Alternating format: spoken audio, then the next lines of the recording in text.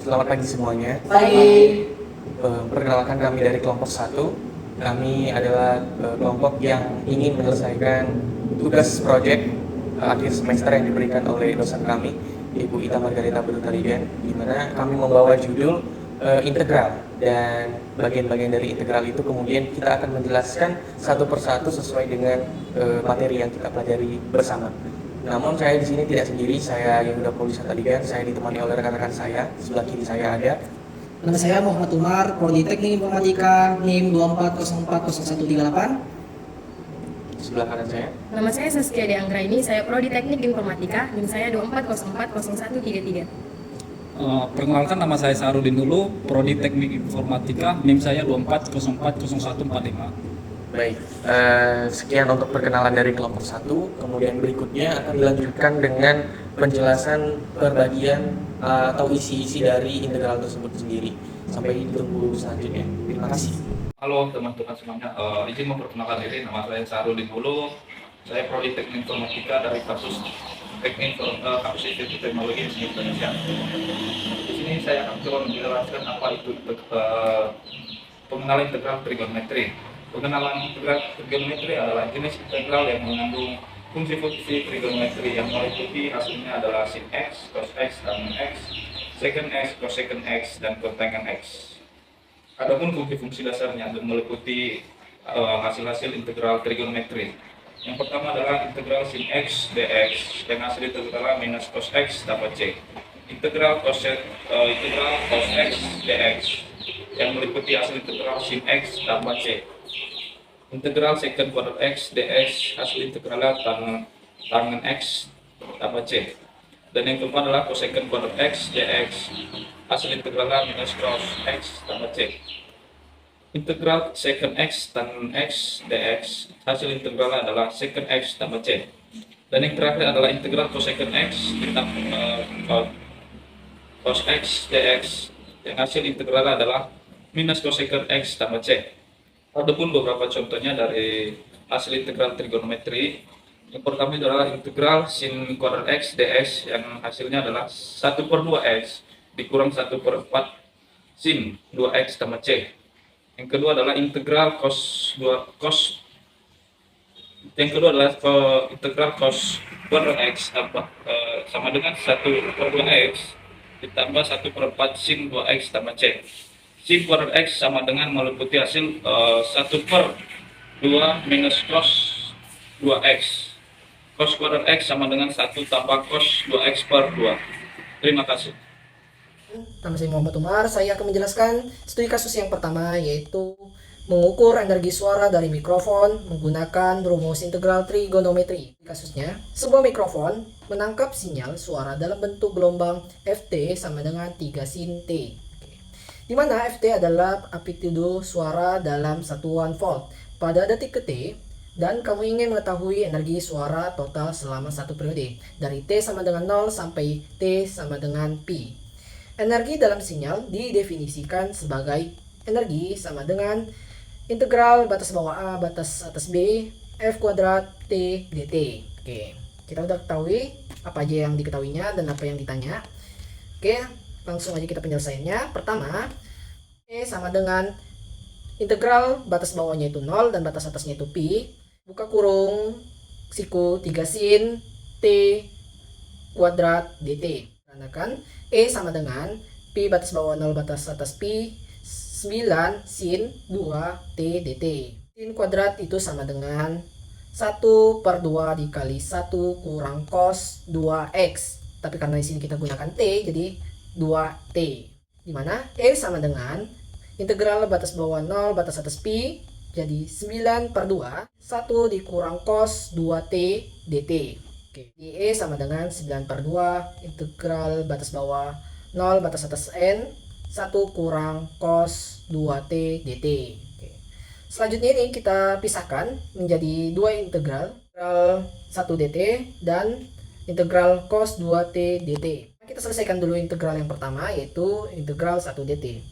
Integral 1 dt itu sama dengan T, dan jadi kita masukkan aja di mana batas atas dikurang batas bawah, yaitu sama dengan T dikali P pi dikurang T kali 0 sama dengan pi kurang 0 yang hasilnya adalah pi. Jadi integral pertama memiliki hasil yaitu pi. Lanjut kita masuk ke integral kedua penyelesaiannya. Integral cos 2t itu sama dengan sin 2t per 2. Kita ubah aja t-nya itu menjadi batas atas dan batas bawahnya. Yang pertama kita buat t sama dengan batas atas yaitu pi. Jadi sin 2 pi per 2 sama dengan 0. Karena sin 2 pi itu adalah 0, jadi 0 per 2 adalah hasilnya 0. Bagi semuanya, saya Saskia Dianggani. Di sini saya akan melanjutkan materi yang sebelumnya sudah disampaikan oleh rekan saya. Dan kali ini, materi yang ingin saya sampaikan ialah studi kasus yang kedua, yaitu menghitung panjang lintasan kamera dalam simulasi animasi menggunakan rumus integral trigonometri.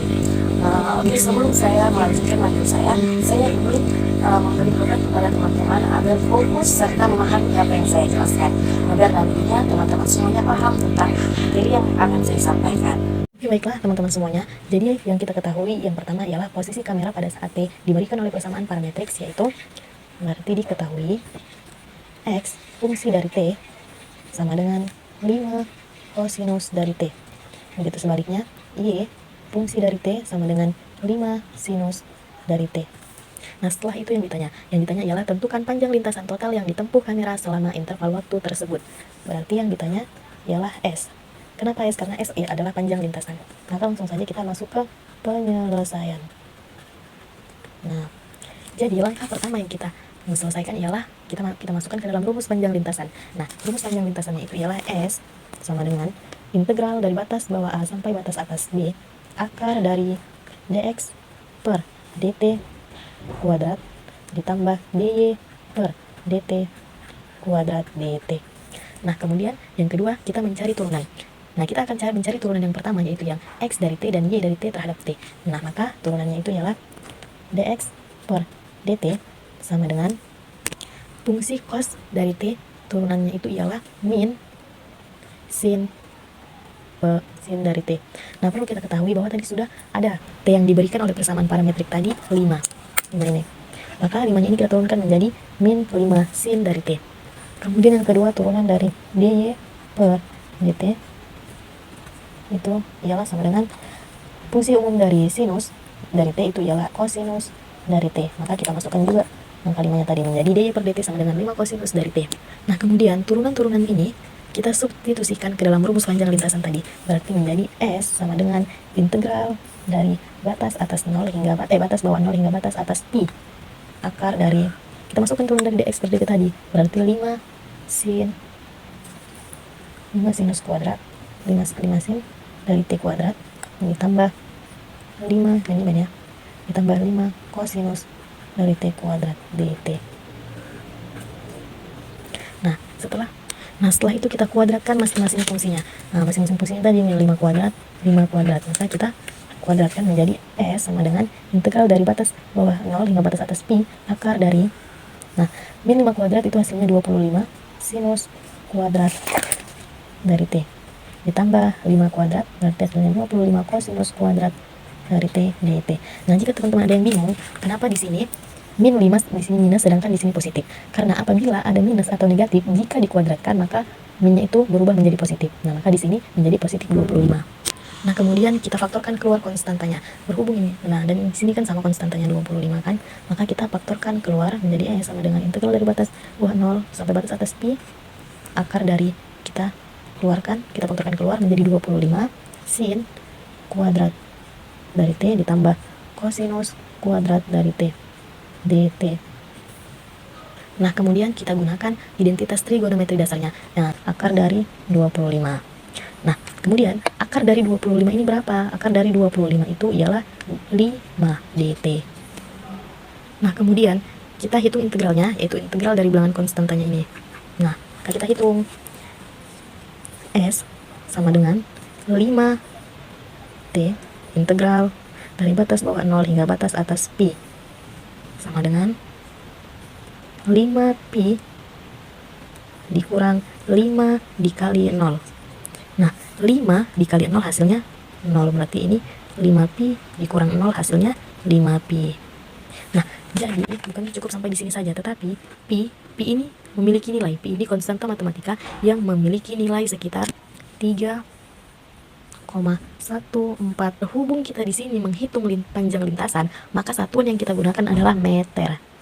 Nah, jadi hasil akhirnya adalah 5V kira-kira sama dengan 15,71 meter.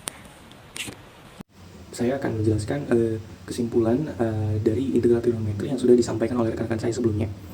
Nah, integral trigonometri adalah alat matematika yang sangat kuat untuk memodelkan fenomena periodik dan menghitung besaran terkait bentuk melengkung. Nah, kelebihan utamanya adalah kemampuannya yang mampu memberikan solusi yang presisi dan elegan untuk masalah-masalah dalam fisika, rekayasa, dan pemrosesan sinyal yang melibatkan gerakan atau pola berulang seperti gelombang dan osilasi. Namun kekurangannya itu terletak pada kompleksitas perhitungannya. Banyak integral dari kasus nyata yang sulit atau bahkan tidak mungkin diselesaikan secara analitis. Selain itu, penerapannya sering bergantung pada model ideal yang bisa jadi kurang akurat dan dapat menimbulkan artefak atau kesalahan. Dan untuk mengatasi kekurangan ini, praktisi modern merespon dengan cara menggunakan metode numerik, yaitu ketika solusi analitis tidak praktis, pendekatan komputasi seperti aturan Simpson digunakan untuk mendapatkan hasil aproksimasi yang akurat. Memanfaatkan perangkat lunak, alat seperti MATLAB atau Python atau SciPy diandalkan untuk melakukan perhitungan kompleks secara cepat dan andal. Mengembangkan teknik mitigasi dalam aplikasi spesifik, teknik tambahan seperti windowing function di pemrosesan sinyal diterapkan untuk minimalkan kesalahan atau artefak. Secara esensial, respon modern adalah menggabungkan keanggunan teori integral trigonometri dengan kekuatan komputasi untuk mencapai solusi yang praktis dan efisien. Sekian hasil dari tugas proyek dari kelompok kami yang diisi oleh Rudi, Dea, dan Umar serta saya Yuda Pelitarigan.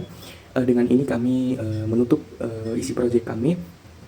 Sampai jumpa di tugas selanjutnya. Terima kasih untuk dosen kami yang telah memberikan tugas proyek untuk akhir semester ini. Sekali lagi saya ucapkan terima kasih kepada rekan-rekan saya dan beberapa dukungan dari teman-teman saya yang lainnya. Sekian, terima kasih.